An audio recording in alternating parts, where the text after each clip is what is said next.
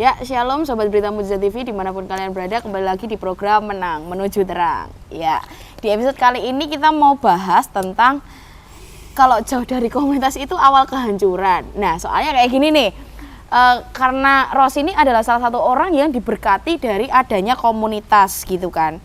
Sampai hari ini pun Rosi merasa bahwa komunitas itu sangat berjasa karena komunitas yang Rosi ikuti itu mengajarkan Rosi untuk jadi berkat nih, jadi berkat di rumah, jadi berkat dimanapun Rosi berada gitu. Jadi ada dampak positif yang Rosi dapat ketika Rosi mengikuti komunitas. Dan Rosi kayak nggak bisa bayangin kalau misal Rosi nggak ada di komunitas ini itu seperti apa gitu. Nah, tapi kan Rosi kan nggak pernah tahu ya rasanya mundur dari komunitas itu seperti apa. Yang cuma Rosi tahu tuh kayak beberapa yang Rosi temui gitu kan, ada anak-anak yang dulu ikut komunitas bersama, dan ketika dia udah nggak ikut komunitas lagi kok beberapa hidupnya itu rusak dalam tanda kutip ya, maksudnya jadi nggak cinta Tuhan lagi, jadi hidup sembarangan, bahkan ada yang kembali ke dosa-dosa lamanya gitu kan. Nah, karena Rosi nggak pernah ngalami, tapi ada orang-orang yang seperti itu, ini membuat Rosi mikir apakah kalau orang jauh dari komunitas itu memang itu awal kehancuran dari hidupnya mereka. Nah, dari kayak pemikiran seperti ini, Rosi pengen kayak diskusi, pengen sharing sama salah satu orang yang kemarin nih beberapa minggu lalu sempat bareng sama kita di kalau karakter bawaan lahir itu nggak bisa dirubah. Nah, ini ada Mas Priyambodo nih. Halo Mas Bodo. Halo semua. Iya, puji Tuhan ya Mas ya, kabarnya baik ya? Puji Tuhan. Iya. Oke, untuk menjawab tadi yang Rosi udah lontarkan nih, kalau emangnya benar nih kalau orang jauh dari komunitas itu awal kehancuran. Nah, itu kalau menurut Mas Bodo gimana nih? Ya, terima kasih untuk Rosi dan semua teman-teman Berita Mujizat ya, terutama di podcast ini. Ya, yang pertama adalah seperti ini, kita harus pahami bahwa apa sebenarnya masalah ketika orang itu keluar dari komunitas. Gitu. Jadi apa latar belakang atau penyebab dari orang itu keluar dari komunitas, itu dulu sebenarnya. Nah, sebelum itu kita tarik lagi mundur. Pengalaman mengikut Kristus dan mengiring Tuhan itu adalah pengalaman pribadi. Tapi kenapa harus hidup berkomunitas? Nah, itu baru dari situ baru nanti kita akan mengerti bahwa oh ternyata seperti ini gitu. Nah, untuk itu kita bisa tarik dulu ke belakang bahwa di Alkitab dijelaskan berkali-kali tentang bagaimana pentingnya hidup berkomunitas. Nah, salah satunya adalah ketika kita baca itu di Pengkhotbah ya, kita buka dulu sebentar. Oke. Ya. Pengkhotbah 4 ayat yang ke-9 sampai ayat yang ke-12. Ya. Saya akan bacakan. Ya. Saya bacakan ayat yang ke-9. Berdua lebih baik daripada seorang diri, karena mereka menerima upah yang baik dalam jerih payah mereka. Karena kalau mereka jatuh, yang seorang mengangkat temannya, tetapi why ini ternyata bahasa aslinya itu kasihan orang yang sendirian gitu. Tapi kasihan orang yang jatuh, yang tidak punya orang lain untuk mengangkatnya. Juga kalau orang tidur berdua, mereka menjadi panas. Tapi bagaimana seorang saja dapat menjadi panas? Ayat 12 bagus sekali. Dan bila mana seorang dapat dialahkan, ini kata dialahkan ini ternyata dikalahkan. Nanti kita akan baca di dalam bahasa Indonesia sehari-harinya. Kita akan baca yang mudah dimengerti ya. Dua orang dapat bertahan, tali 3 lembar tak mudah diputuskan. Nah, ini ternyata dalam BMK-nya ngomong kayak gini. Dua orang yang bepergian bersama dapat menangkis serangan, tetapi menangkis serangan, tetapi orang yang sendirian mudah dikalahkan. Tali 3 utas tali yang dijalin menjadi satu sulit diputuskan. Nah, artinya gini, kenapa Tuhan menghendaki kita tinggal di dalam komunitas? Karena ternyata Tuhan menghendaki supaya kita diproses di sana, ada saling menolong di sana. Itu kenapa berarti dikatakan jangan menjauhkan diri dari pertemuan-pertemuan ibadah. Bahkan di dalam Kisah Para Rasul selalu dikatakan di Kisah Para Rasul 2 dan lain sebagainya, bagaimana jemaat mula-mula hidup selalu bersama. Setiap hari, bahkan bukan hanya ketika ibadah saja, tapi setiap hari mereka berkumpul untuk membagi sesuatu. Nah, artinya memang Tuhan menghendaki kenapa kita tidak sendirian tadi di Pengkhotbah. Bahkan para murid diutus bukan sendiri tapi dua-dua. Nah, ternyata Tuhan menghendaki supaya kita tinggal di dalam satu komunitas, supaya kita bisa dibentuk, kita bisa didorong, kita bisa disupport, kita bisa dibentuk di sana. Itu berarti banyak bisa ditahu sebenarnya semakin tajam mana yang salah, mana yang benar, dan lain sebagainya. Sebenarnya seperti itu. Nah, terus kalau kita ngomong tadi, apakah jauh dari komunitas adalah awal dari kehancuran? Nah, pertanyaannya adalah kenapa orang itu keluar dari komunitas? Nah, ada orang-orang tertentu yang memang harus keluar karena sudah waktunya. Artinya gini, kalau kamu sudah pindah ke kota yang lain, misalnya tinggal di satu komunitas rohani, persekutuan lah katakanlah, dan akhirnya dia harus pergi meninggalkan kota itu karena pemahamannya misalnya harus pindah tugas dan lain sebagainya, sesuatu yang tidak bisa dipaksakan untuk bersama lagi. Nah itu menurut saya, terus ada lagi orang-orang yang memang sengaja diutus di tempat tertentu. Ya, itu juga kenapa di Kisah Para Rasul dikatakan khususkanlah Paulus dan Barnabas. Mereka harus melakukan sesuatu yang aku mandat dari Tuhan untuk mereka kerjakan. Nah, dan lain sebagainya. Berarti memang sengaja diutus. Ya. Ada orang-orang yang seperti ini, atau ada orang-orang yang punya masalah dan akhirnya dia pergi dari komunitas.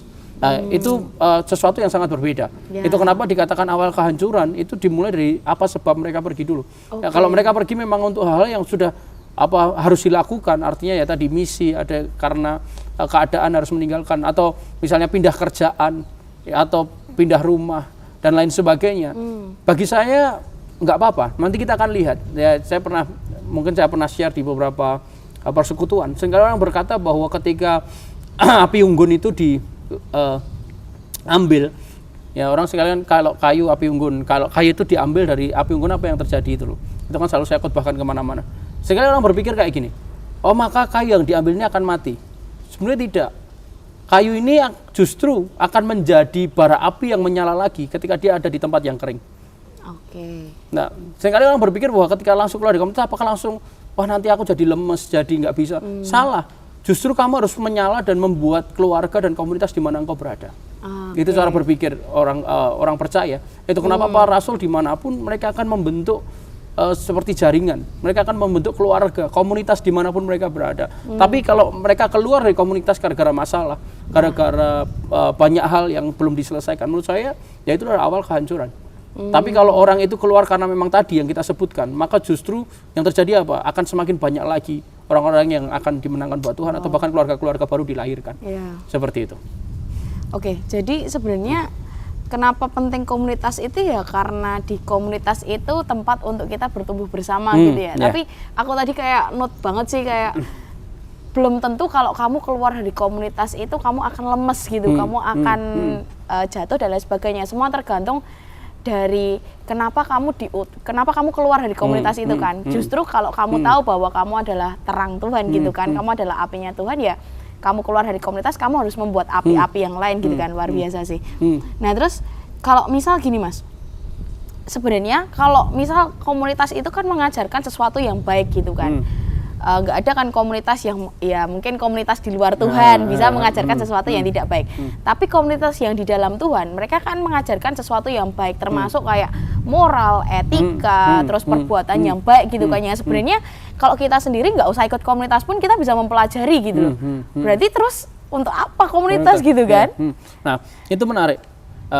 Mau lanjut atau? Oke, Mas Bodo. Jadi kenapa sebenarnya kita bisa belajar sendiri, tapi ada hal yang kita tidak bisa pelajari sendiri memang. Misalnya seperti ini, hal mengasihi. Kamu tidak bisa melakukan itu seorang diri. Gimana cara mengasihi? Kecuali kamu mengasihi dirimu sendiri. Kamu butuh orang lain yang kamu kasih. Ada subjek yang lain yang harus kamu kena dalam hidupmu supaya kamu tahu apa itu mengasihi. Untuk kamu belajar mengampuni, kamu harus ketemu subjek yang lain yang menyakiti hatimu sehingga kamu bisa mengampuni. Kalau kamu seorang diri, maka kamu nggak bisa, kamu menyakiti dirimu sendiri dan kamu nggak mungkin. Nah itu kenapa sebenarnya komunitas ini penting untuk mempertajam hal-hal yang nilai-nilai tadi yang diberikan, supaya kita justru semakin menjadi serupa dengan Kristus. Kita tetap perlu orang lain, karena tidak bisa orang hidup seorang diri. Itu sudah pasti. Dimanapun berada, tidak bisa orang hidup seorang diri. Itu kenapa bahkan kalau kita belajar, kita manusia itu kan makhluk sosial, makhluk individu, dua hal yang berjalan bersama yang tidak bisa dipisahkan. Kenapa ya? Karena memang kita butuh orang lain. Ada hal yang kita tidak bisa lihat, atau ada hal yang kita itu terbatas kalau seorang diri. Itu kenapa tadi di pengkhotbah dikatakan kalau kamu seorang diri, kamu jatuh nggak ada yang bisa ngangkat. Gitu. Tapi kalau kamu berdua, maka akan ada yang membantu kamu. Dua orang bisa menangkis serangan.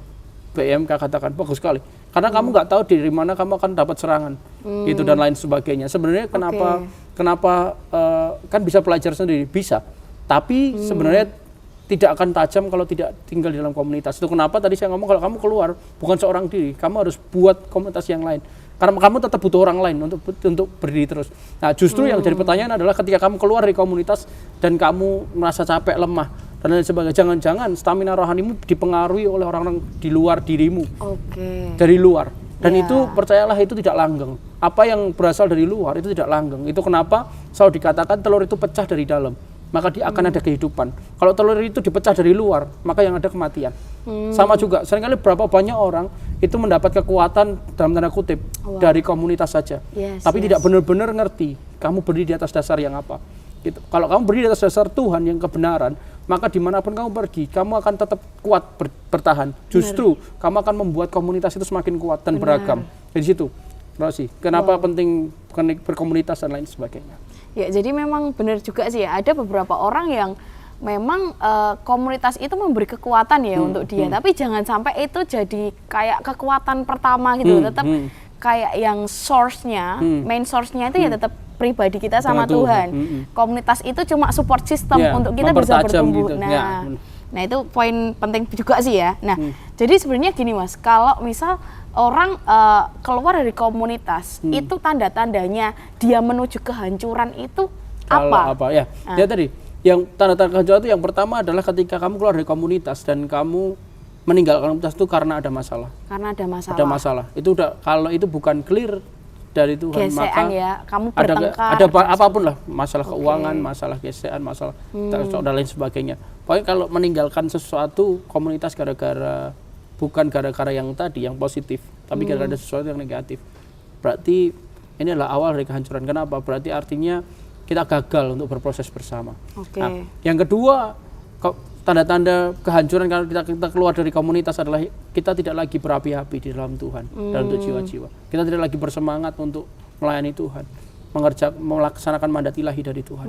Nah, dua hal ini menjadi hal yang sangat pokok untuk kita mengerti sebenarnya kita sedang dalam kondisi yang tidak fokus. Kalau kita tidak lagi menyala-nyala dalam berdoa, kalau kita tidak lagi menyala-nyala membaca firman, tidak lagi menyala-nyala untuk membawa orang mengenal Tuhan, kalau kita tidak menyala-nyala lagi untuk berbuat baik kepada orang, kita nggak menyala-nyala lagi untuk mengerjakan panggilan, sudah pasti itu berarti ada sesuatu yang salah. That's it, gitu. Cuma menurut saya dua tanda ini sudah menandakan bahwa kamu harus warning, karena tinggal tunggu waktu maka kamu akan jatuh. Tapi kalau misal orang-orang yang keluar dari komunitas karena ada masalah nih Mas, ini kan membuat komunitas baru nih. Nah, bisa nggak orang yang keluar karena ada masalah, dia membuat komunitas baru, dan itu jadi komunitas yang mencintai Tuhan, bisa nggak Mas? Menurut saya gini Ros, tidak mungkin. Misalnya gini, paling gampang gini lah, ada persekutuan, tiba-tiba orang keluar membuat persekutuan yang baru, sedangkan masih ada banyak hal yang belum diselesaikan di sini. Maka tidak mungkin, menurut saya, tidak mungkin komunitas ini akan jadi maksimal, karena ada hal yang belum diselesaikan sebelumnya. Kamu mau bertumbuh seperti apa? Kalau kamu yang buat di sana, berarti kan otomatis kamu jadi pemimpin, jadi bapak di sana, jadi pemimpin di sana. Maka ketika rohanimu sudah mentok, kamu di sini ada masalah dan tidak diselesaikan, itu kan artinya mentok. Maka maksimal anaknya akan cuma jadi seperti kamu di sini. Padahal seharusnya ada sesuatu yang lebih banyak yang dicari. Itu kenapa sebenarnya ketika orang bikin komunitas baru dan ngomong bahwa dia akan lebih mencintai Tuhan, ya sulit dalam konteks masih ada hal yang belum diselesaikan. Itu pasti sulit. Kenapa? Karena kamu waktu bersama-sama aja belum bisa menyelesaikan. Misalnya gini, contoh kasus waktu saya ada di dari GKJ kan saya. Waktu saya dari GKJ, dan akhirnya saya keluar, saya pun ngomong langsung sama pendeta. Saya harus ngomong bahwa saya ada pelayanan, saya merintis gereja di Jakarta. Artinya hubungan itu tetap harus dijaga. Itu kenapa isu ini penting sekali, terutama bagi saya, karena saya merasa ada beberapa hal yang saya harus selesaikan di masa lalu. Karena menurut saya itu akan mempengaruhi banyak sekali. Bukan hanya diri kita, tapi yang keluar maksudnya, atau orang-orang yang kita pimpin, bahkan orang-orang yang kita pimpin. Itu kenapa, ya apa tadi, kalau di sini belum selesai, maka sebenarnya ya gini aja, kayak orang belum lulus kuliah kan buat sekolah gitu. Ya sulit, dia ya mentok, dia akan ngerti hal-hal yang dari SMA yang dia tahu gitu.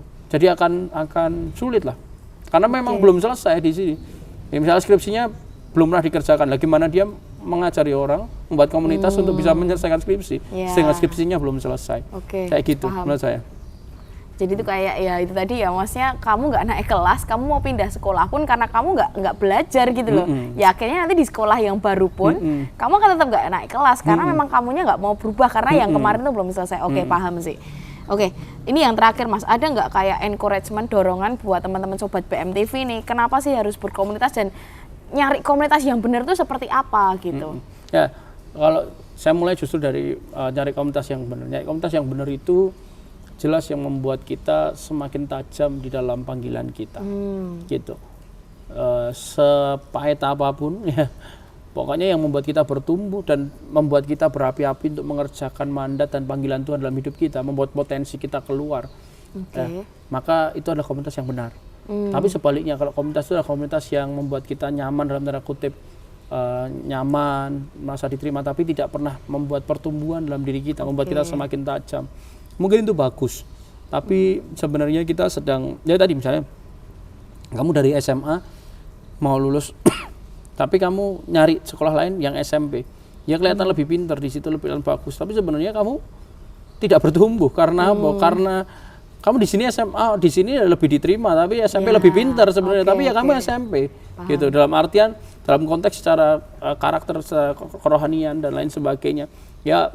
Menurut saya bukan yang hanya membuat nyaman, tapi membuat semakin serupa dengan Kristus, membuat semakin kita menyala-nyala di dalam Tuhan, potensi kita semakin keluar di situ. Nah, kalau dorongan saya atau saran saya buat teman-teman untuk menguatkan, ya saya ngomong bahwa di tempat manapun Tuhan tempatkan kita, kita selalu dikatakan bahwa kita tidak bisa memilih keluarga, kita nggak bisa memilih komunitas kita, karena Tuhan yang memilihkan. Ya, waktu kita ada di sana kerjakan dengan baik. Semakin jadi gini, orang saya berkata bahwa proses itu akan membuat kita dewasa, tapi sebenarnya menurut saya bukan proses yang buat dewasa, bukan komunitas yang buat dewasa, tapi sebenarnya respon kita terhadap proses, respon kita terhadap komunitas itulah yang buat kita dewasa. Jadi menurut saya adalah teman-teman yang sedang mengalami proses di dalam komunitas, kamu cari komunitas yang baik dan kamu berproses di sana, terus bertahan sampai Tuhan ngomong kamu pindah, baru kamu pindah. Dan jangan pernah meninggalkan sesuatu komunitas dengan masalah gitu. Gitu. Kalaupun kamu keluar, ya semua harus clear, semua harus di depan gitu. Dan menurut saya kalau memang seperti pot, ya sering dikatakan komunitas seperti pot, kalau potnya memang sudah tidak cukup, ya memang harus pindah. Dan itu bukan sesuatu yang salah. Gitu. Kita sebagai komunitas pun harus mengerti kalau misalnya ada orang yang keluar, ya kita harus kenapa dia keluar, itu yang jauh lebih penting. Bukan dia keluar mau kemana, itu lebih kita harus toleransi atau tolerir ya. Kenapa? Karena memang mungkin memang dia ada di bagian yang lain atau memang seperti apa. Kita sebagai komunitas, tapi kita secara pribadi kalaupun kita harus pindah, kita harus kerjakan itu dengan baik. Jangan sampai ada masalah yang belum terselesaikan. Karena percaya saya, waktu kita pindah dengan banyak masalah, maka tidak akan maksimal hidup kita. Gitu. Itu kenapa terus bersyukur dengan komunitas yang kau punya hari ini, ya. Dan lakukan prosesnya, ikuti prosesnya dengan baik sampai akhirnya Tuhan ngomong pindah atau kerjakan sesuatu yang lain sampai kau diutus. Sampai itu terjadi, tetap bertahan di sana, gitu. Karena jangan-jangan Tuhan masih mau mengerjakan banyak hal. Itu kenapa sama juga sebenarnya. Kalau sebenarnya orang bertahan di komunitas tapi nyaman, jangan-jangan orang itu harusnya pergi tapi tidak mau pergi.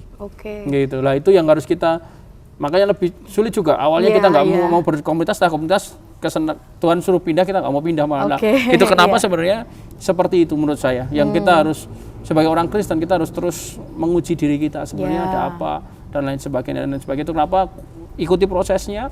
Kalau Tuhan mau ngomong apa, lakukan. Bersyukur dengan komunitas yang kau punya hari ini. Gitu. Oke, ini sama kayak di Lukas 10 ayat 7 ya. Di situ kan ada Yesus mengutus 70 murid gitu. Dan Yesus ngomong, tinggallah dalam rumah itu, makan dan minumlah apa yang diberikan orang kepadamu, sebab seorang pekerja patut mendapat upahnya. Janganlah berpindah-pindah rumah. Jadi memang kayak Alkitab sendiri pun ngomong jangan pindah-pindah rumah, kecuali kalau memang kamu sudah selesai di situ, kamu harus pindah memang. Tapi kalau memang belum selesai di satu komunitas atau belum selesai di satu rumah itu, ya stay dulu sampai selesai gitu. Oke, thank you banget nih buat Mas Bodo yang sudah memberkati kita ya di episode kali ini. Semoga sobat-sobat BMTV terberkati ya. Kalau kamu pengen temanmu juga terberkati, mungkin temanmu belum punya komunitas yang benar, dan biarkan mereka mendengar ini supaya mereka bisa mendapat komunitas di mana mereka bisa bertumbuh. Jadi thank you buat semuanya yang udah nyimak dari awal sampai akhir. Sampai ketemu minggu depan. Tuhan Yesus memberkati. Yesus berkati semua. Thank you. Berita Mujizat TV.